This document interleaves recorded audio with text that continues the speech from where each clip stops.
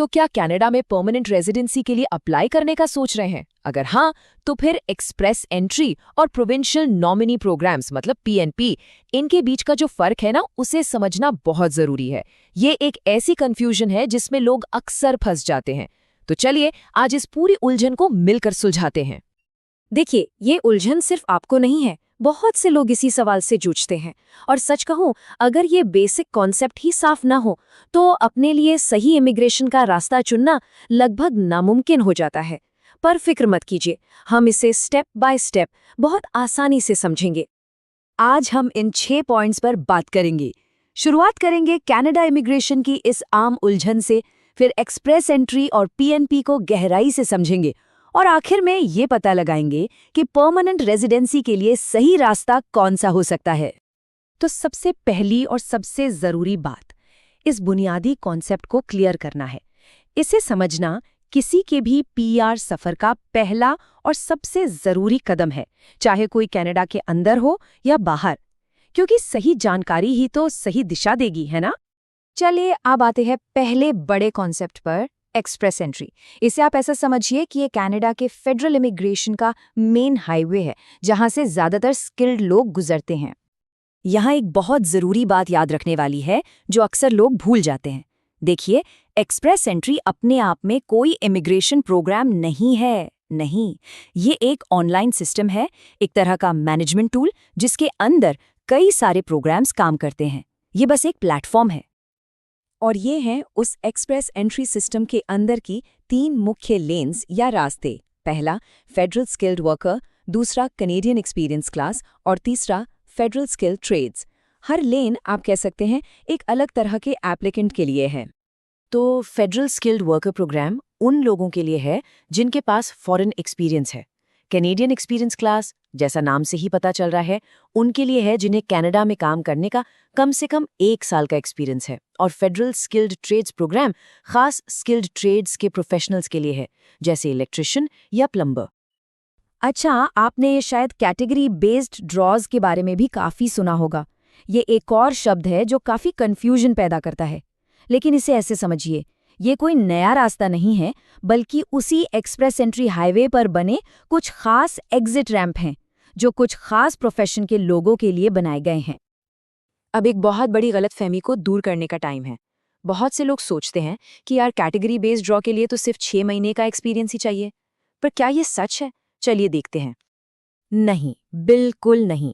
हकीकत ये है कि आपको पहले एक्सप्रेस एंट्री के किसी मेन प्रोग्राम जैसे एफएसडब्ल्यू या सीईसी के लिए तो क्वालिफाई करना ही होगा, जिसके लिए कम से कम 1 साल का एक्सपीरियंस चाहिए। वो 6 महीने का एक्सपीरियंस तो उस 1 साल के एक्सपीरियंस के ऊपर की एक एक्स्ट्रा शर्त है, न कि उसकी जगह। ये बात एकदम क्लियर होनी चाहिए।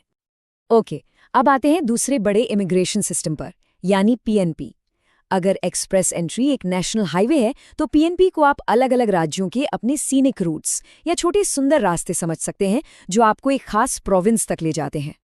और पता है, सबसे ज्यादा कंफ्यूजन यहीं पर होता है। सारे पीएनपी एक जैसे नहीं होते। मोटे तौर पर ये 2 तरह के हैं, एक जो एक्सप्रेस एंट्री सिस्टम के साथ मिलकर उसके अंदर काम करते हैं, और दूसरे जो उससे बिल्कुल अलग अपनी शर्तों पर काम करते हैं। तो अब हम उस सवाल का सीधा जवाब देंगे जो सबके मन में होता है, इन दोनों सिस्टम्स का आखिर होता क्या है?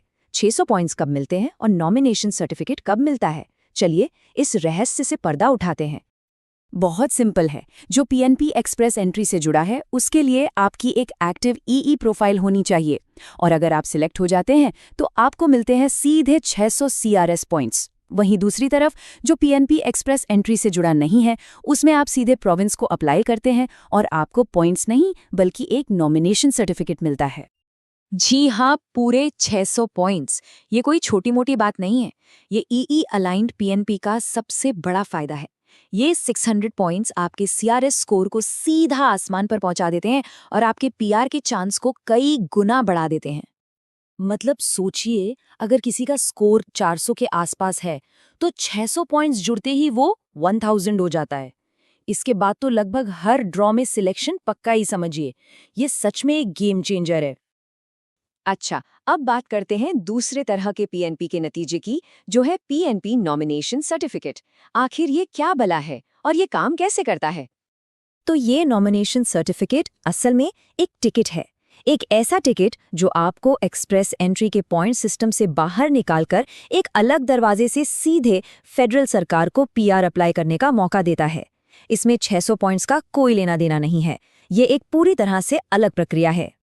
अब जब हम इन दोनों सिस्टम्स को अच्छी तरह समझ चुके हैं तो सबसे ज़रूरी सवाल पर आते हैं, तो फिर सही रास्ता कौन सा है?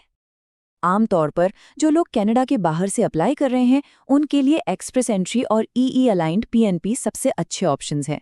लेकिन जो लोग पहले से ही कनाडा में हैं उनके लिए नॉन ईई पीएनपी के रास्ते भी खुल जाते हैं। क्यों? क्योंकि उनमें अक्सर कैनेडियन जॉब ऑफर या एक्सपीरियंस की ज़रूरत पड़ती है जो उनके पास पहले से ही होता है। तो चलिए फटाफट सब कुछ समेट लेते हैं। एक्सप्रेस एंट्री एक सेंट्रल हाईवे है, कैटेगरी ड्रॉ उसी हाईवे पर खास एग्जिट्स हैं। ईई अलाइंड पीएनपी आपको 600 पॉइंट्स देकर उस हाईवे पर रेस में सबसे आगे कर देते हैं, और नॉन ईई पीएनपी आपको एक अलग सुंदर रास्ते से सीधा नॉमिनेशन देते हैं। फोकस इस बात पर रहेगा कि आप कनाडा के अंदर हैं या बाहर। सिंपल। तो अब जब सारी जानकारी सामने है तो सोचने की बारी आपकी है। अपनी प्रोफाइल, अपने एक्सपीरियंस और अपने लक्ष्यों को देखते हुए आपके लिए परमानेंट रेजिडेंसी का सही रास्ता कौन सा है? ये सवाल ही आपके सफर का अगला कदम तय करेगा। तो अपनी रिसर्च कीजिए और सही रास्ता चुनिए।